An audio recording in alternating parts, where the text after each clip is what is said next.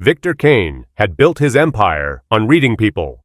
52 years of life, 35 of them in a world where misreading someone's character could cost you everything, had taught him that true nature revealed itself not in boardrooms or negotiations, but in the small moments when people thought no one important was watching.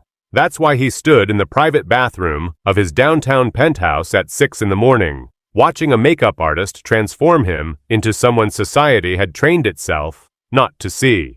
"Hold still, Mr. Kane," Sophia murmured, adding another layer of grime to his cheeks. She'd been doing this for him for 3 years now, ever since he'd hired her away from a film studio. She understood what he needed, not a costume, but a complete transformation, the kind that made people's eyes slide past you on the street, that triggered every unconscious bias about worth and class, and who deserved basic human dignity. In the mirror, Victor watched himself disappear.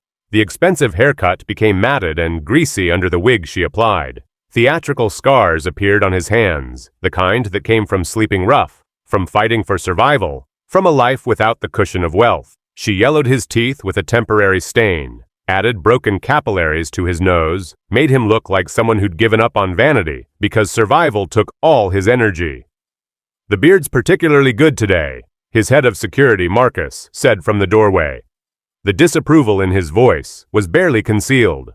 They had this argument every time. "Boss, you don't have to do this yourself. We could send someone." "No." Victor's voice was firm. He met Marcus's eyes in the mirror. "I need to feel it. Need to see their faces when they decide I don't matter."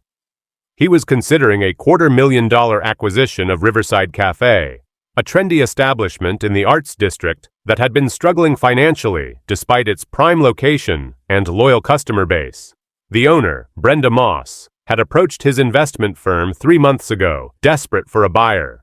The numbers were good, the location was perfect, but Victor had learned decades ago that financial success didn't equal human decency, and he refused to enrich anyone who lacked the most basic quality he valued: compassion for those who had nothing. So he tested them, every single one. Sophia stepped back, examining her work. "You're done. Try not to touch your face. The makeup needs to set." Victor stood, feeling the weight of the transformation. She'd dressed him in clothes purchased from a donation bin, authentically worn, carrying the faint smell of someone else's desperation. The thin jacket wouldn't be enough against the November cold, but that was the point.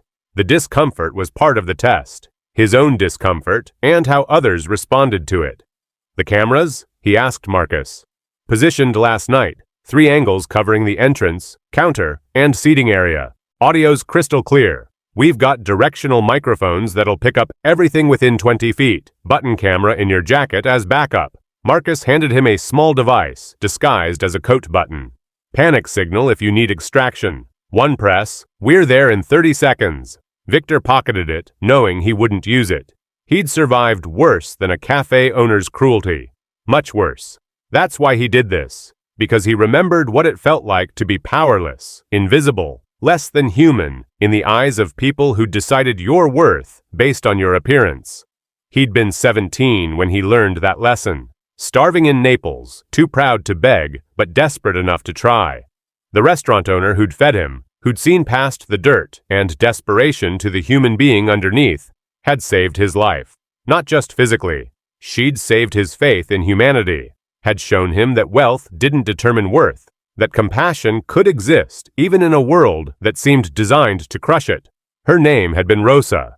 She'd died 5 years later, never knowing that the boy she'd fed had survived, had built an empire, had become someone with the power to reward kindness and punish cruelty. He thought of her every time he put on a disguise, every time he tested someone, every time he gave them the same choice she'd faced. See the human, or see the problem. Most people failed. That truth haunted him. When given the opportunity to show compassion to someone who couldn't benefit them, who couldn't hurt them, who existed at the margins of their awareness, most people chose the easier path. They chose comfort over kindness, convenience over humanity, but not all. And those who passed, those rare individuals who chose compassion despite the cost, he rewarded generously. Because the world needed to know that goodness mattered, that character counted. that how you treated the powerless revealed everything about who you really were. Teams in position, Marcus reported, listening to his earpiece. Chen's in the van across the street with the recording equipment. Patterson and Reeves are positioned as customers. They went in 20 minutes ago, ordered coffee, claimed a corner table. They'll witness everything. Victor nodded, studying his reflection one final time. The man looking back at him was a stranger, weathered, desperate, invisible. Someone people crossed the street to avoid. Someone whose humanity was easy to dismiss. Perfect. What if she passes? Marcus asked quietly. It was the question he always asked, though they both knew the answer. Then I buy her business, give her a fair price, and help her succeed, Victor said. I'll be thrilled to be wrong about people. He pulled on the thin jacket, feeling the cold seep through immediately. But if she fails? He didn't need to finish. Marcus knew. They all knew. Failure had consequences, permanent ones. Victor walked to the private elevator, Marcus following. As they descended, Victor felt the familiar shift happening inside him, the shedding of power, the assumption of vulnerability. It wasn't entirely an act. The discomfort was real. The cold would be real. The humiliation, if it came, would be real. That's what made the test fair. He wasn't pretending to be powerless. For the duration of this test, he was powerless. And how Brenda Moss responded to that powerlessness would determine her fate. The elevator opened onto the private garage. A nondescript sedan waited, engine running. Marcus would drive him to within 2 blocks of the cafe, then Victor would walk the rest of the way, arrive like someone who had nowhere else to go, no other options, no plan B. Last chance to reconsider, Marcus said as Victor reached for the door handle. Victor smiled, though it felt strange on the face Sophia had created. I've been doing this for 15 years, Marcus. I'm not stopping now. I know, doesn't mean I have to like watching you put yourself at risk. It's not risk, it's truth. Victor climbed into the back seat. People reveal who they are when they think it doesn't matter. I'm just giving them the opportunity. Have you ever been judged by your appearance, treated as less than human because of how you looked in that moment? Drop a comment below and subscribe for more stories about karma and consequences. The drive took 12 minutes. Marcus didn't speak, and Victor appreciated the silence. He needed to settle into the role, to shed the last vestiges of Victor Kane, real estate mogul and venture capitalist, and become Michael. No last name, no history, just another invisible person society had decided didn't matter. The rain had started, just a drizzle, but the forecast called for more. Perfect. Miserable weather made the test more authentic, the need for shelter more urgent, the cruelty, if it came, more stark. Marcus pulled over 2 blocks from Riverside Cafe. 7 a.m., she should be opening right about now. Early crowd will be filtering in, the regulars who want their coffee before work. Good, I want witnesses. Victor opened the door, and the cold hit him immediately. The thin jacket was useless against it. He'd be genuinely uncomfortable within minutes, genuinely desperate for warmth. That authenticity mattered. Give me 30 minutes. If I'm not out by then, something's gone very wrong. Or very right, Marcus said. Maybe she'll surprise you, invite you in, give you coffee, restore your faith in humanity. Victor wanted to believe that.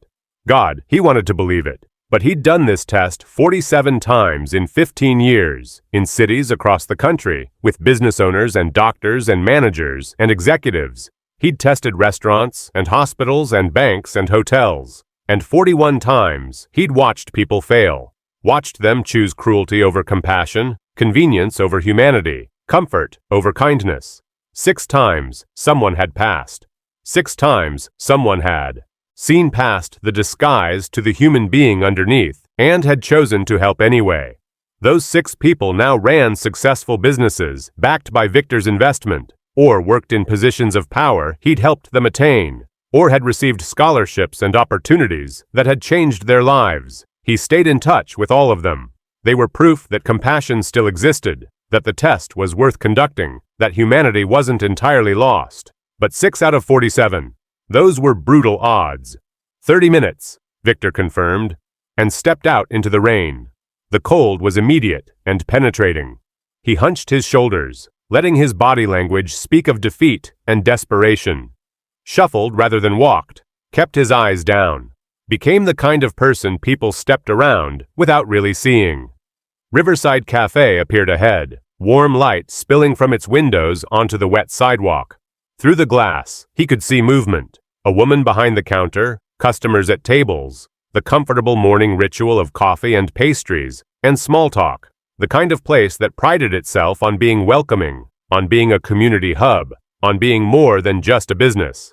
Unless you looked like you didn't belong. Victor approached slowly, observing first. Brenda Moss was visible behind the counter, mid-40s, well-dressed in that casual expensive way that signaled she had money to spend on looking effortlessly put together.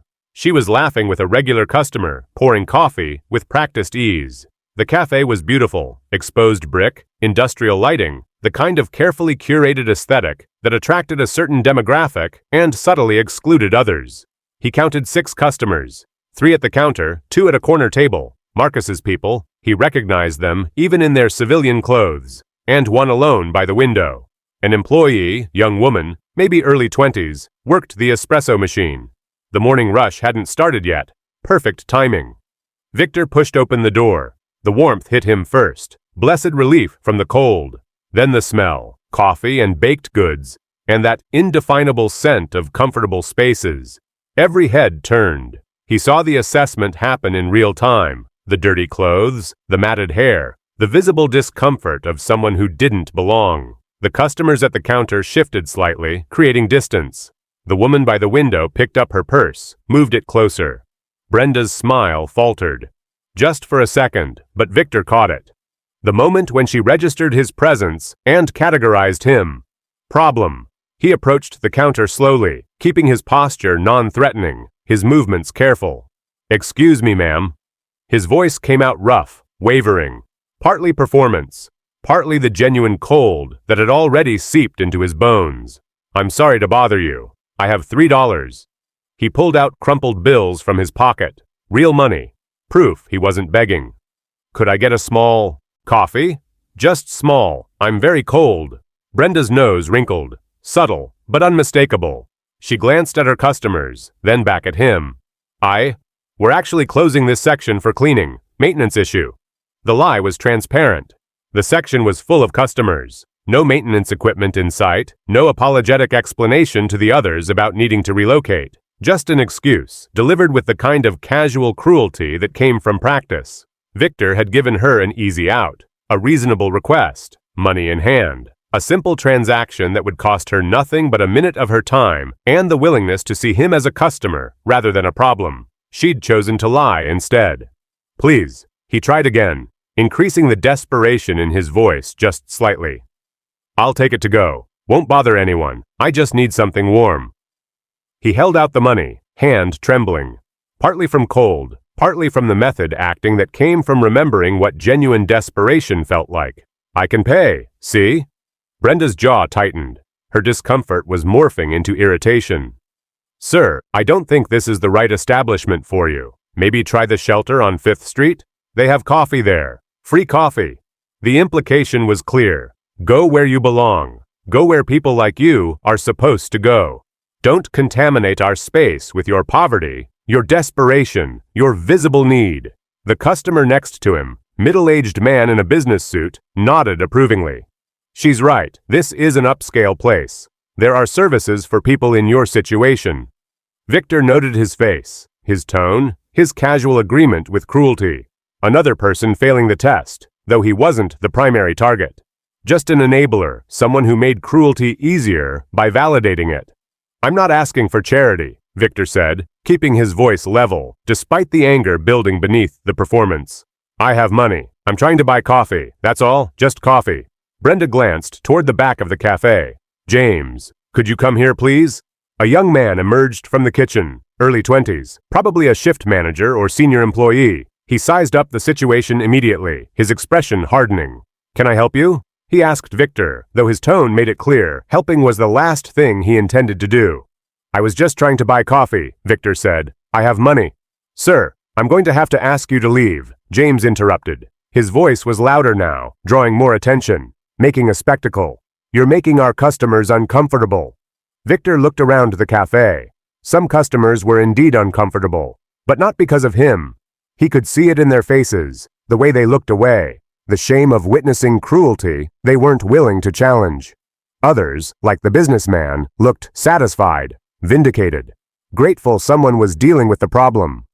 And then there was the young woman at the espresso machine. She'd stopped working, was watching with obvious distress. Her hands gripped the counter, knuckles white. She wanted to say something. He could see it in her face, the internal struggle between self-preservation and conscience. "I'm not bothering anyone," Victor said quietly. "I just want coffee. I'll leave as soon as I get it." "You're bothering me," Brenda said, her voice sharp now. The pretense of politeness was gone. "I can smell you from here. This is a business, not a charity. We have standards, and our standard is that customers need to be appropriate for our environment." There it was, the cruelty, naked and unapologetic. Not just refusing service, but making it about his worth as a human being. Making it about smell, about appropriateness, about standards that had nothing to do with behavior and everything to do with appearance. Victor had given her 2 chances now, 2 opportunities to show compassion, to see past the disguise to the human being asking for help. She'd failed both times, and now she was escalating. "Please," he said one more time, giving her a 3rd chance, because that's what the test required. 3 waves, 3 opportunities. "It's going to rain harder. I just need something warm before I find shelter. I'm begging you." His voice cracked on the last word, and it wasn't entirely performance. He was remembering Naples, remembering being 17 and genuinely desperate, remembering the restaurant owners who'd turned him away before Rosa had saved him.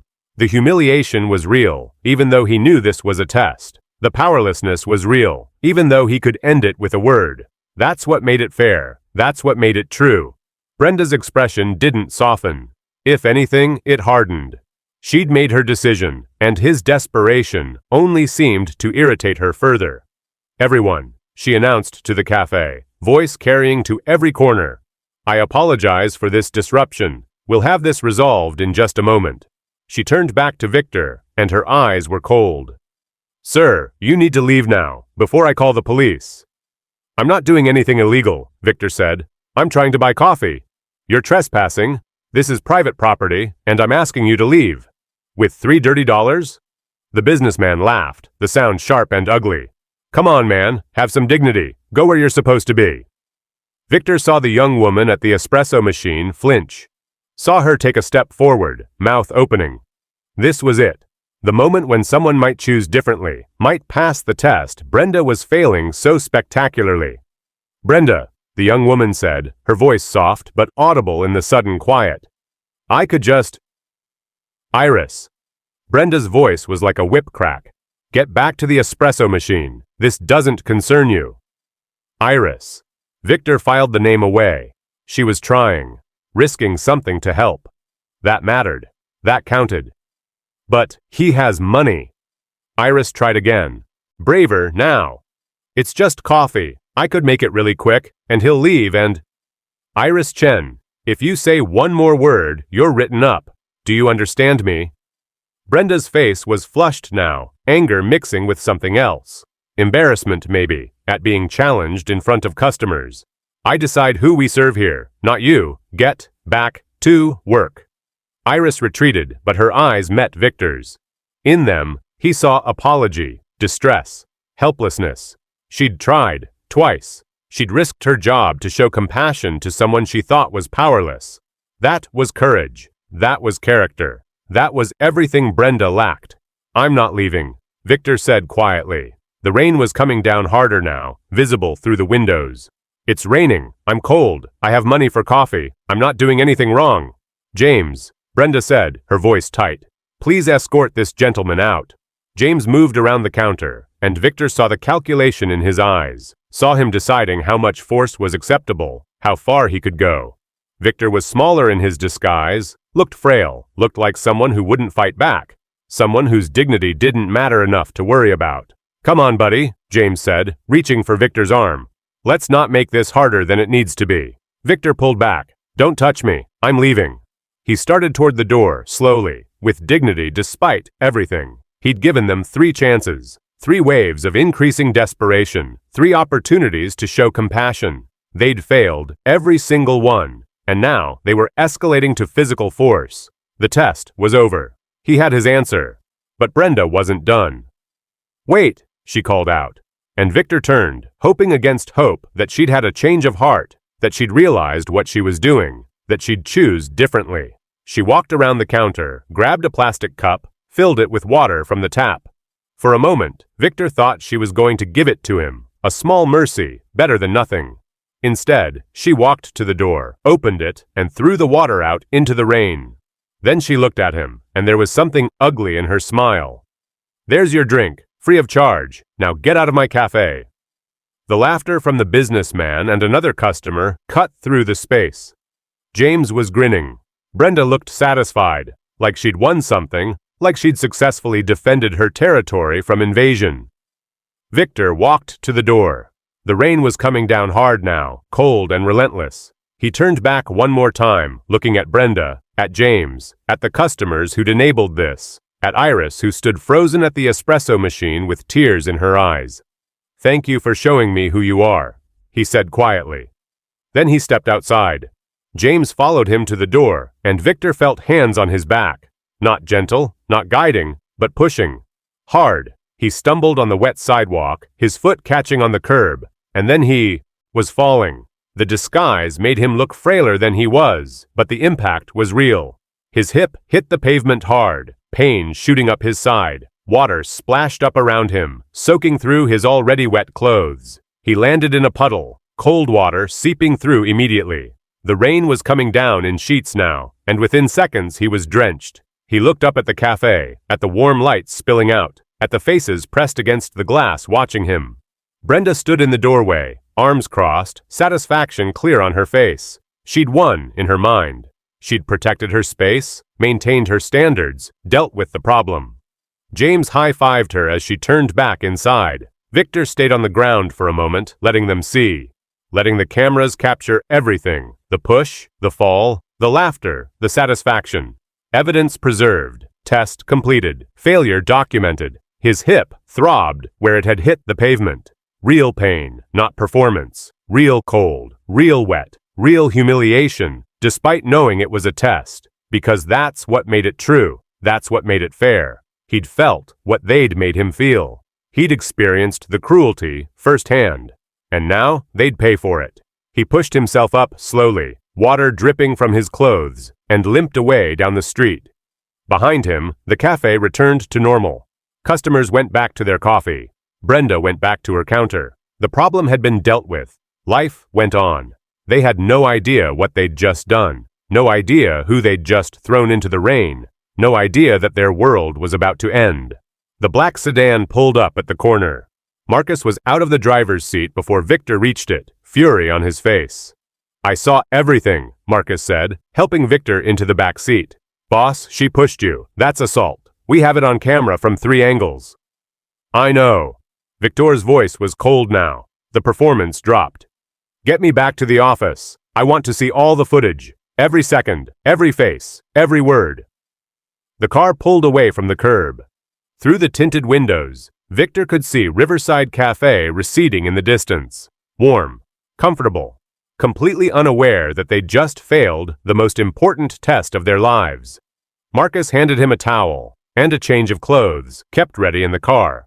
Victor began removing the disguise, peeling away the theatrical scars, wiping off the makeup that rain had already started to dissolve. The transformation back was always symbolic, shedding powerlessness, reclaiming authority, becoming himself again. But the ache in his hip was real. The cold that had seeped into his bones was real. The humiliation, despite knowing it was a test, had been real. And the fury building inside him was very, very real. "Chen's already downloading the footage," Marcus reported, listening to his earpiece. "Patterson and Reeves are staying another 20 minutes to observe the aftermath. They said Brenda's laughing about it with customers. James is bragging about the push. They're treating it like a joke." Of course they were, because to them, it had been. A minor inconvenience, quickly dealt with. They'd never see that person again. Never face consequences. Never have to think about what they'd done, who they'd hurt, what it revealed about who they were.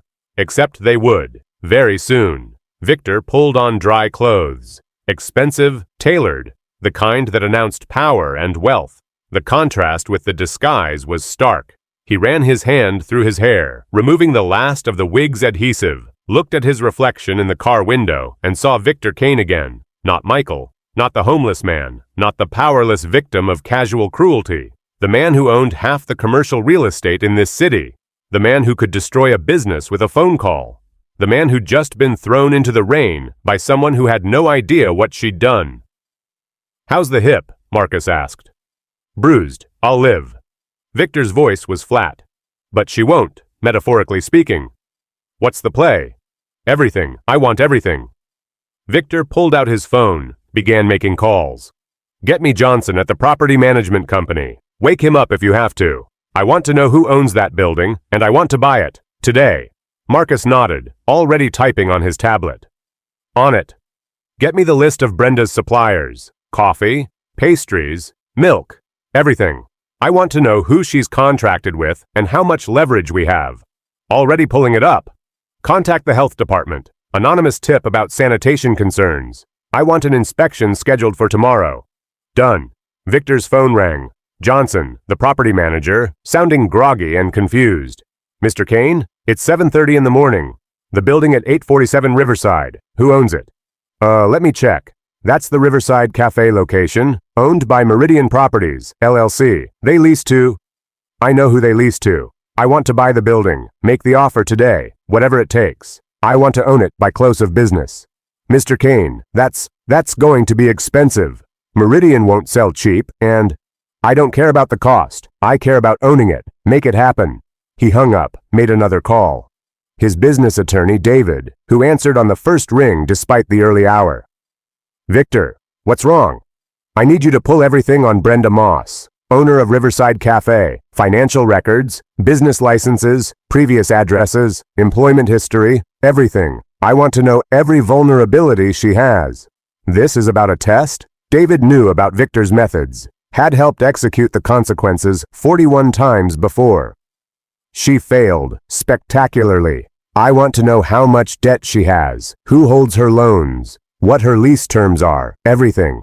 I'll have it by noon." Victor hung up and looked at Marcus. "The young woman, Iris Chen. I want..."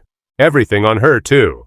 But not vulnerabilities. I want to know who she is, what she needs, what would change her life. She tried to help me, twice, risked her job. She deserves to be rewarded."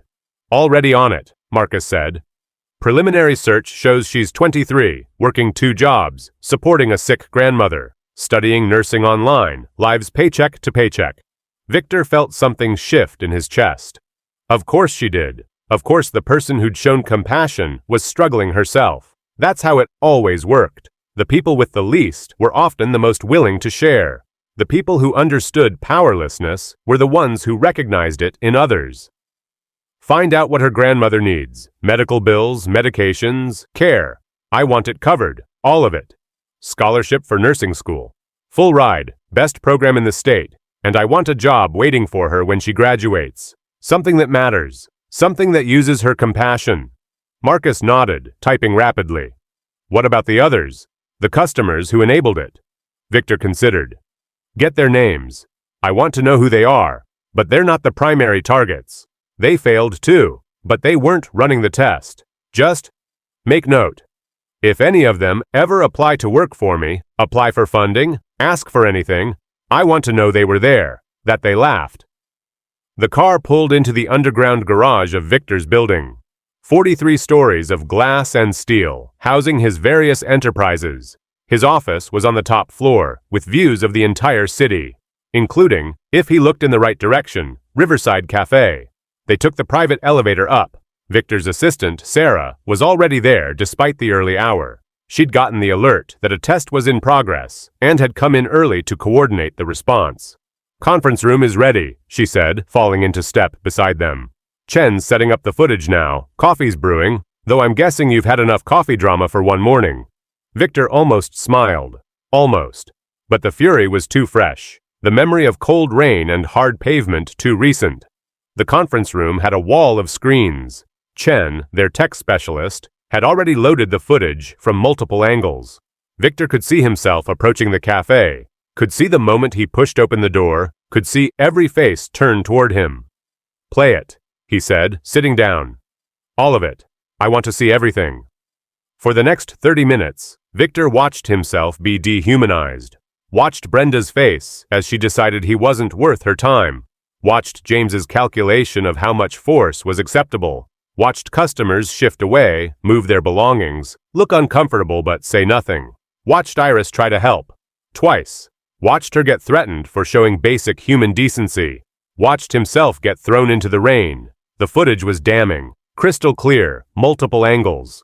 Audio that caught every word, every laugh, every cruel dismissal. Brenda's face when she threw the water, James's satisfaction when he pushed, the businessman's laughter, and Iris's tears. "That's assault," David said, arriving midway through the playback. "Clear as day. She put hands on you, pushed you onto the pavement, with witnesses, on camera. That's criminal." "Good," Victor said. "File charges. I want her arrested." "Victor, you know how this works. She'll claim she felt threatened, that she was defending her business. With this footage, with audio of me politely asking for coffee, with evidence of her escalating the situation." Victor's voice was cold. "No, she committed assault. I want her prosecuted." David nodded. "I'll file this afternoon." Sarah entered with a tablet. Johnson called back. "Meridian Properties is willing to sell. They're asking $2.3 million for the building." "Pay it. That's 30% over market value." "I don't care. Pay it. I want to own that building by end of day." Sarah made a note. "I've also got preliminary information on Brenda's finances. She's $180,000 in debt. Business loans, personal credit cards, second mortgage on her house. She's been struggling for years, despite the cafe's apparent success." "Who holds the business loans?" "First National Bank. I've already reached out to our contact there. They're willing to sell the debt to us at a premium." "Buy it, all of it. I want to own her debt by tomorrow." Marcus looked up from his tablet. "Coffee supplier is Artisan Roasters. They have an exclusive contract with her, but they also supply 15 of our properties. I've already contacted them. They're willing to terminate her contract if we ask." "Do it." "Pastry supplier is local. Small bakery called Sweet Mornings. Owner's name is Patricia Chen. Related to Iris, actually. That's her aunt." Victor paused. "Iris's aunt supplies Brenda's cafe?" "Yeah, and according to the contract, Brenda's been late on payments for 6 months. Patricia's been covering for her out of kindness, probably because of Iris. Contact Patricia. Tell her we're interested in investing in her bakery. Significant investment. But part of the deal is terminating the contract with Riverside Cafe immediately." "She'll do it," Marcus said, "especially once she hears what happened to her niece this morning. The pieces were falling into place. Every pressure point identified, every vulnerability exposed, every avenue of escape closing." Victor's phone rang. Johnson again. "We have the building. Papers are being drawn up now. You'll own it by 5 p.m. "Good. As soon as the sale is final, I want Brenda Moss notified that her lease is terminated. 30 days, as per the standard clause. Mr. Kane, that's going to destroy her business. She won't be able to relocate in 30 days, and that's the point. She destroyed someone's dignity this morning, threw them into the rain like garbage. Now she gets to understand what it feels like to be powerless." He hung up and looked around the conference room. His team was watching him, waiting for instructions. They'd done this before. They knew the drill, but he could see the question in their eyes. Was this proportional? Was this justice or revenge? "I know what you're thinking," Victor said quietly. "You're wondering if this is too much, if I'm going too far." He stood, walked to the windows, looked out at the city. Somewhere out there, Brenda Moss was serving coffee, laughing with customers, completely unaware that her world was ending. "Let me tell you what I learned this morning. I learned that Brenda Moss looks at a human being in need and sees garbage. I learned that she enjoys wielding power over people she's decided don't matter. I learned that when given 3 chances to show compassion, she chose cruelty every single time. And I learned that she's been doing this for years." He turned back to face them. "Sarah, you said there were previous complaints?" Sarah nodded. "I pulled her online reviews while you were watching the footage. Multiple mentions of her being rude to delivery people. One review from a disabled customer who said she refused to let him use the bathroom. Another from a mother who was told to leave because her baby was crying. Pattern of behavior going back at least 3 years. So this wasn't one bad day. This is who she is. This is her character. Victor's voice was hard. I don't test people to punish them for one mistake. I test them to see their true nature. And Brenda showed me hers. She's cruel to the vulnerable. She enjoys having power over people who can't fight back.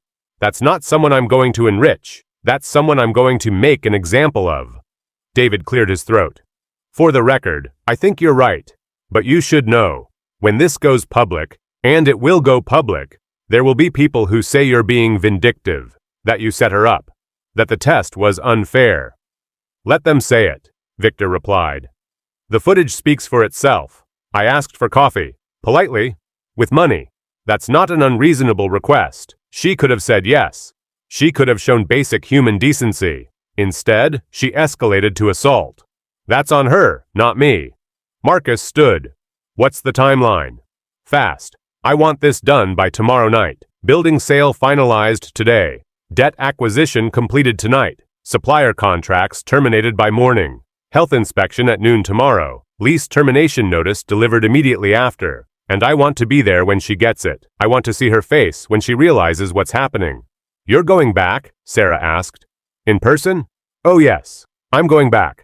Victor's smile was cold.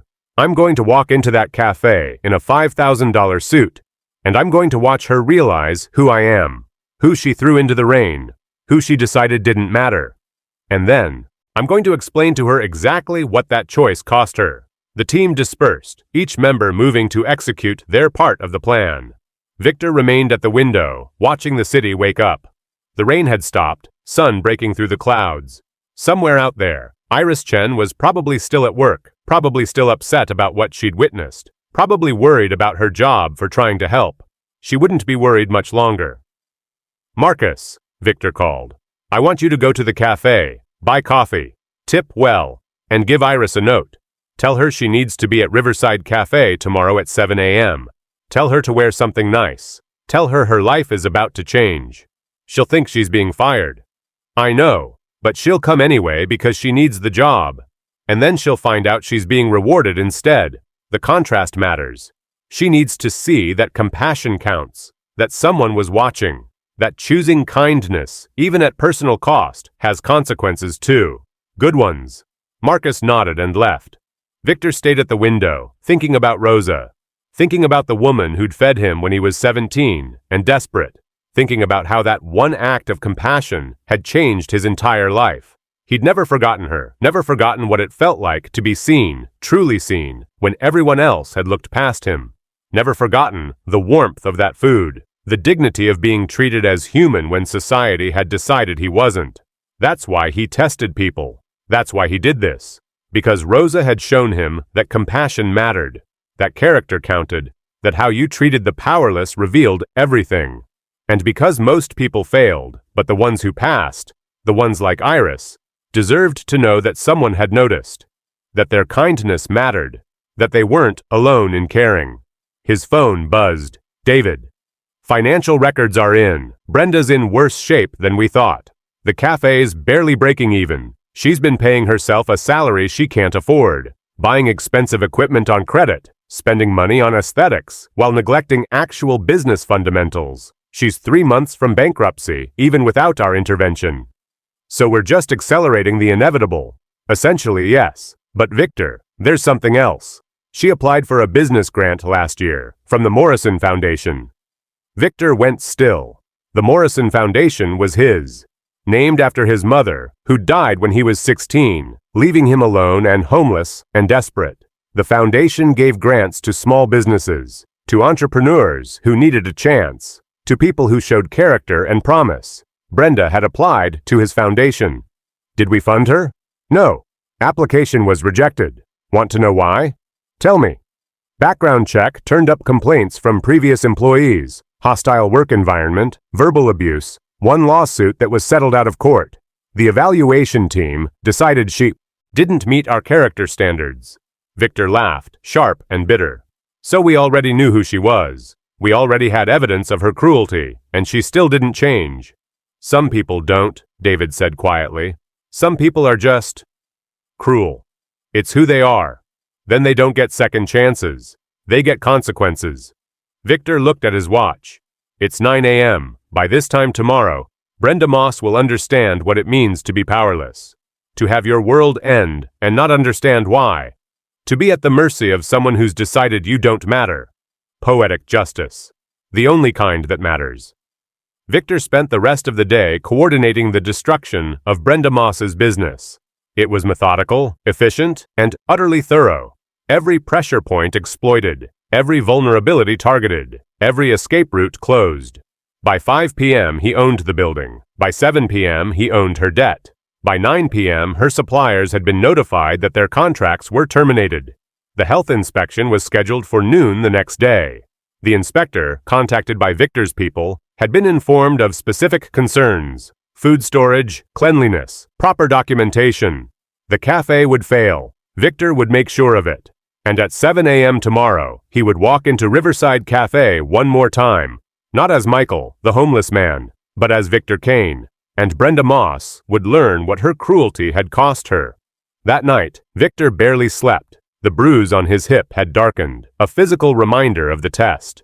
He thought about Rosa, about Iris, about the 6 people who'd passed his tests over the years, and the 41 who'd failed.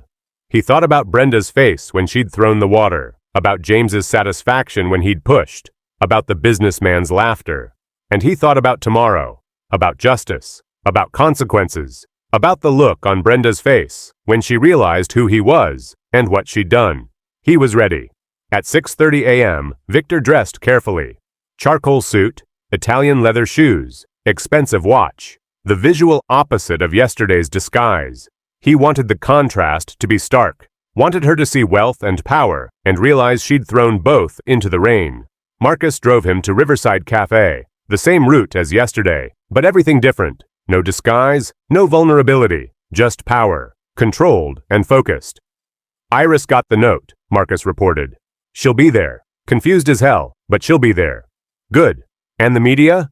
Tipped off. They'll show up around 7:30 after the confrontation. We'll give them the footage then. Perfect. The cafe appeared ahead. Morning rush in full swing. Brenda would be busy, distracted, completely unprepared for what was about to happen. Victor's phone buzzed. David. Papers are ready. Lease termination, debt acceleration, supplier contract cancellations, assault charges filed. Everything you need to destroy her is in this envelope. Good. I'll see you there. Marcus pulled up to the curb. Victor could see through the cafe windows, Brenda at the counter, James working the register, Iris at the espresso machine. Customers everywhere. Perfect. He wanted witnesses. You ready for this? Marcus asked. Victor looked at him. I've been ready for 15 years. Every test, every confrontation, every time I watch someone's world end because they chose cruelty over compassion. This is what I do. This is why I test. Because consequences matter, character matters, and people need to learn that how you treat the powerless determines your fate. He stepped out of the car. The door to Riverside Cafe opened, and a customer exited, holding the door for him with a smile. Victor smiled back, genuine, warm, the kind of smile reserved for people who showed basic courtesy, basic humanity. Then he walked inside. The effect was immediate. Heads turned. Customers noticed the expensive suit, the confident stride, the security detail that followed at a discreet distance. This was someone important, someone who mattered. Brenda looked up from the register, and her face transformed. The irritation from yesterday was gone, replaced by professional warmth. The smile that hadn't been there for Michael was suddenly present for Victor. Good morning, sir. Welcome to Riverside Cafe. She gestured to the menu. What can I get you today? Victor approached the counter slowly. Let her see him. Let her take in the expensive clothes, the commanding presence. Let her treat him the way she hadn't treated Michael. Actually, he said, his voice calm and clear, I was here yesterday. Brenda's smile brightened. Oh, wonderful. I'm so glad you came back. What did you have? I didn't have anything, Victor interrupted. You refused to serve me. Her smile faltered. Confusion crossed her face. I'm sorry, I don't remember. You don't remember? Victor's voice was soft, but it carried. Customers were listening now. James had stopped ringing up orders. Iris had gone very still at the espresso machine. Let me refresh your memory. Yesterday morning I came in here. I was cold, wet. I asked for coffee. I had money. Do you remember now? Brenda's face was cycling through emotions, confusion, uncertainty, the beginning of recognition. We have a lot of customers. I wasn't a customer. You made that very clear. Victor pulled out his phone, pulled up the footage Chen had sent him, turned it toward Brenda. This is me, yesterday, asking for coffee.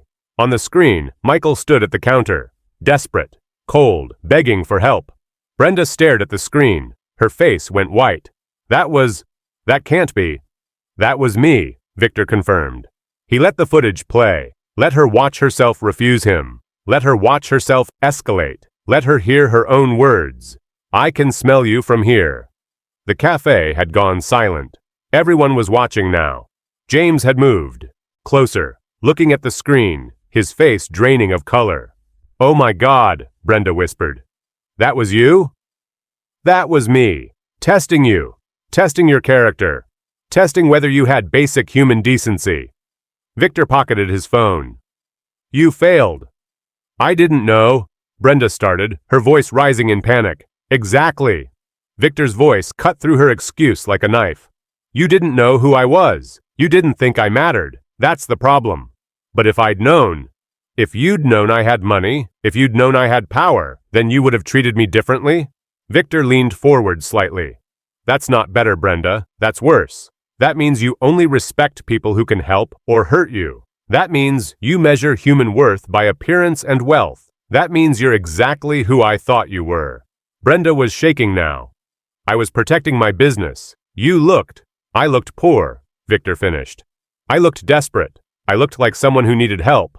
And you decided that meant I deserved cruelty. I didn't. You threw water at me. You laughed. You had James physically assault me. Victor's voice was still calm, but there was steel underneath. Don't lie about what you did. I have footage from 3 angles, audio that captures every word, witnesses who saw everything. James had backed away from the counter, looking sick. Other customers were pulling out phones, recording. The businessman from yesterday was there. Victor recognized him, and he looked like he wanted to disappear. Please, Brenda said, and now she was begging. Just like Victor had begged yesterday. Please. I didn't know. If I'd known it was you. Stop, Victor said quietly. Stop saying that. Because it doesn't matter who I was. What matters is that I was a human being asking for help, and you decided I wasn't worth your time. You decided I wasn't worth basic dignity. You decided cruelty was acceptable because you thought I was powerless. He pulled out the envelope David had given him. But I'm not powerless. And you're about to learn what that means. Brenda stared at the envelope like it was a snake. As of 5 p.m. yesterday, I own this building, Victor said. Your lease is terminated. You have 30 days to vacate. What? No, you can't. I can. It's in the lease terms. Change of ownership allows for termination with 30 days notice. You signed it. He pulled out another document. I also own your business debt. $180,000. It's due immediately. Full payment, or I file for collection. That's not. You can't call in the debt. I can. It's in the loan terms. Creditor has the right to accelerate payment at any time. You signed that too. Another document. Your coffee supplier has terminated your contract, effective immediately. So has your pastry supplier. You have no inventory and no way to get more. Brenda was crying now, mascara running down her face. Why are you doing this? Because you threw a human being into the rain, Victor said simply. Because when given 3 chances to show compassion, you chose cruelty every single time. Because you enjoy having power over people you've decided don't matter. And because that's not someone I'm going to enrich or enable. It was one mistake. No. Victor pulled out his tablet, showed her the screen. These are reviews from your customers over the past 3 years. Rude to delivery people. Refused bathroom to disabled customer. Made young mother leave because baby was crying. This isn't one mistake. This is who you are. This is your pattern. He pulled up another document. This is your application to the Morrison Foundation, my foundation. You applied for a business grant last year. Know why you were rejected? Because our background check found complaints from previous employees. Verbal abuse, hostile work environment. We already knew who you were. and you still didn't change. Brenda had collapsed against the counter, sobbing. Customers were filming. James was trying to edge toward the back exit. "James," Victor called, and the young man froze. "Don't bother running. I have assault charges filed against both of you. Video evidence of you pushing me onto the pavement. The police will be here within the hour." James's face went gray. Victor turned back to Brenda. "You had every opportunity to choose differently. I gave you 3 chances yesterday. 3 times I asked for help. 3 times you escalated, and then you threw me into the rain and laughed about it." "I'm sorry," Brenda sobbed. "I'm so sorry. Please, I'll do anything. I'll change. You'll do nothing," Victor said coldly. "Because it's too late. The test is over. You failed, and now you face the consequences. Please." Brenda was on her knees now, literally begging.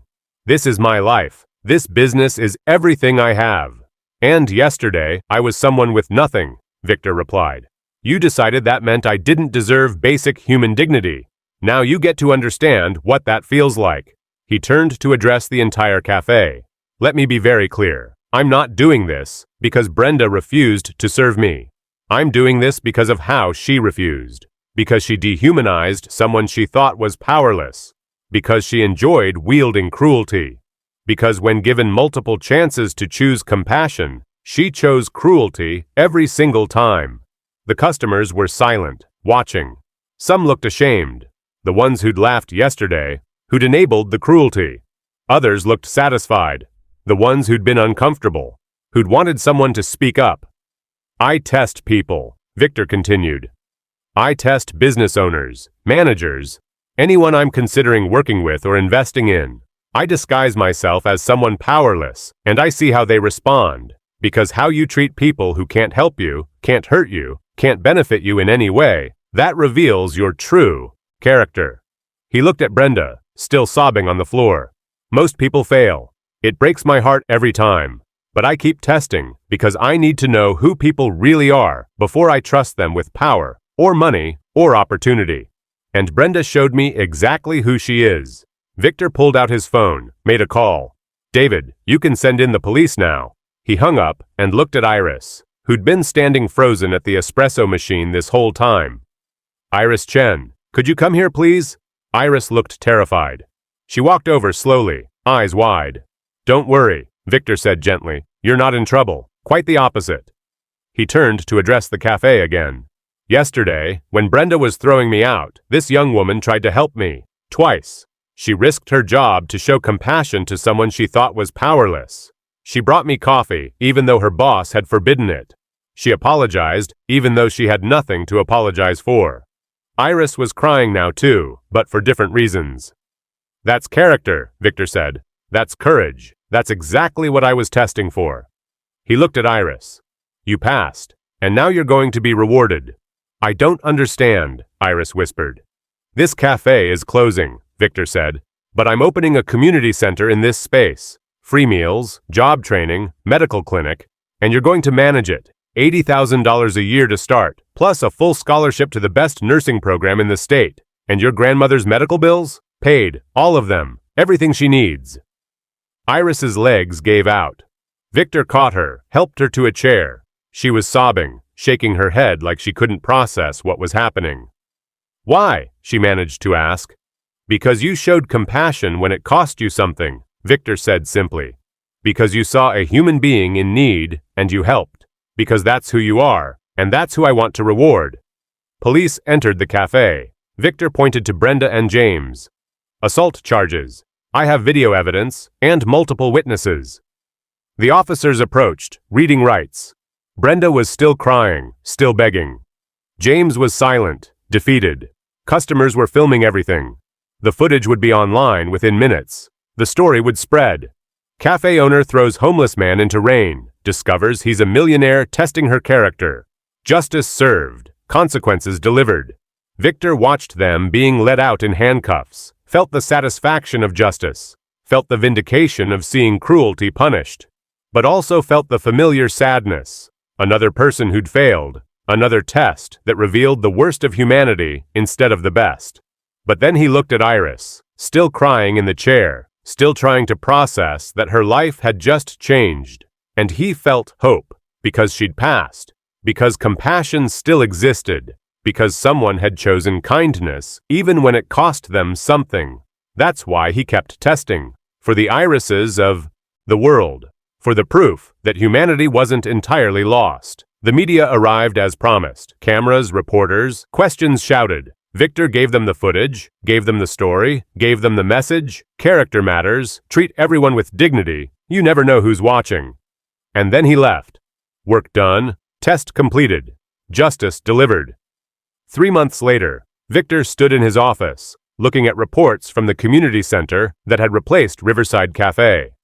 Iris was thriving as manager. The center served 200 people a day, free meals, job training, medical care. It was everything the cafe should have been. A place that welcomed everyone, that saw humanity instead of appearance, that chose compassion over cruelty. Brenda Moss had filed for bankruptcy. Every business loan denied. Every job application rejected. The story had spread too far, the lesson too clear. She'd tried to paint herself as the victim of a cruel test, but the previous complaints had emerged. The nursing mother she'd banned, the elderly man she'd mocked, the disabled veteran she'd refused to accommodate. The pattern was undeniable. She hadn't failed one test. She'd been failing them for years. The difference was that this time, someone with power had been watching. She'd never work in hospitality again, would never own another business, would spend the rest of her life understanding too late that cruelty has consequences. Victor's phone rang. Marcus. Boss, we've got another one. Hospital administrator. We've been considering a major donation, but I want you to test her first. Victor smiled. What's the scenario? Elderly patient, no insurance, needs urgent care. Let's see if she remembers her Hippocratic oath. Prepare the disguise. I'll be there tomorrow. Because the tests would continue. They had to.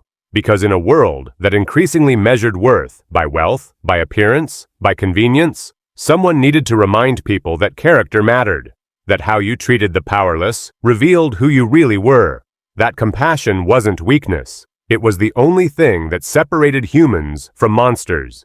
Victor had been powerless once, had stood in the rain, desperate and invisible, until someone saw him, truly saw him. And that moment, that one act of compassion from Rosa in Naples 30 years ago, had changed everything. Now he watched, tested, judged, and occasionally, too rarely, but occasionally, he found someone who passed. Someone like Iris, someone who proved that compassion still existed. Those people, he rewarded. The others? They learned. One way or another, everyone learned. 2 weeks later, Victor stood in a hospital waiting room, disguised as an elderly man with a walker. No insurance card, no family, just another person society had decided didn't matter. A young doctor approached him, saw his condition, saw the lack of insurance paperwork, saw the security guard hovering nearby, ready to escort him out. The doctor looked at the guard, then back at Victor. Sir, the doctor said gently, let me take a look at you. Insurance can wait. You're not well. In the parking lot, in a sedan with tinted windows, Victor's team captured the footage. The doctor was gentle, thorough, got him admitted despite the lack of insurance, fought with administration to make it happen, stayed an extra hour to ensure he was stable. Victor made a note of the doctor's name, Dr. James Chen, Iris's cousin. Some people passed. Victor smiled, rare, genuine, and pulled out his phone. Find out everything about Dr. Chen. I think we just found our new chief of medicine for the community health center. Because the tests would continue, the cycle would continue, the message would continue, you never knew who was watching. That was the point. So treat everyone as if they matter. Because they do. And those who forgot that lesson would learn it the hard way. Those who remembered it, who chose compassion even when it cost them something, who saw humanity instead of appearance, they would be rewarded. That was Victor's promise. That was his mission. That was why he tested. Because Rosa had saved him 30 years ago. Because she'd shown him that one person's compassion could change a life. Because he'd never forgotten what it felt like to be powerless, to be invisible, to be judged unworthy based on appearance alone. And because he had the power now to make sure that compassion mattered, that character counted, that cruelty had consequences. One test at a time, one person at a time, one lesson at a time. The rain had stopped, the sun was breaking through the clouds, and somewhere in this city, someone was making a choice: to show compassion or to choose cruelty, to see humanity or to see a problem, to pass the test or to fail it. Victor would be watching, always testing, always ready to reward goodness and punish cruelty, because that's what justice looked like. Not revenge, not personal vendetta, just the simple truth that how you treat the powerless determines your fate. And everyone eventually faced that test. The only question was, would they pass? If this story made you think about how you treat others, hit that like button and subscribe for more tales of karma and consequences. Have you ever helped someone without knowing who they were? Share your story in the comments below. Remember, you never know who's watching. Treat everyone with dignity.